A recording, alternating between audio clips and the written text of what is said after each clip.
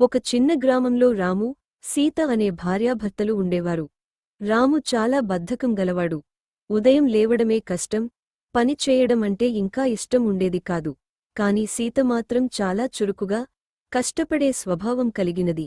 ప్రతిరోజూ సీత ఇంటి పనులు, పొలం పనులు చూసుకుంటూ బిజీగా ఉండేది. రాము మాత్రం చెట్టు కింద కూర్చొని రోజంతా గడిపేవాడు. ఒకరోజు సీత అనారోగ్యానికి గురైంది. ఇంటి పనులన్నీ రాముమీద పడ్డాయి. మొదట అతనికి చాలా కష్టం అనిపించింది. నీళ్లు తేవడం, వంట చేయడం, ఇల్లు శుభ్రం చేయడం, అన్నీ చేస్తూ అలసిపోయాడు. అప్పుడు అతనికి సీత ఎంత కష్టపడుతుందో అర్థమైంది. సీత కోలుకున్న తరువాత రాము తన అలవాట్లు మార్చుకున్నాడు. ఆమెకు సహాయం చేయడం మొదలుపెట్టాడు. అలా వాళ్ళు ఇద్దరూ కలిసి పనులు చేసుకుంటూ సంతోషంగా జీవించారు. నీతి: ఇతరుల కష్టాన్ని అర్థం చేసుకుంటేనే మనం మారగలం.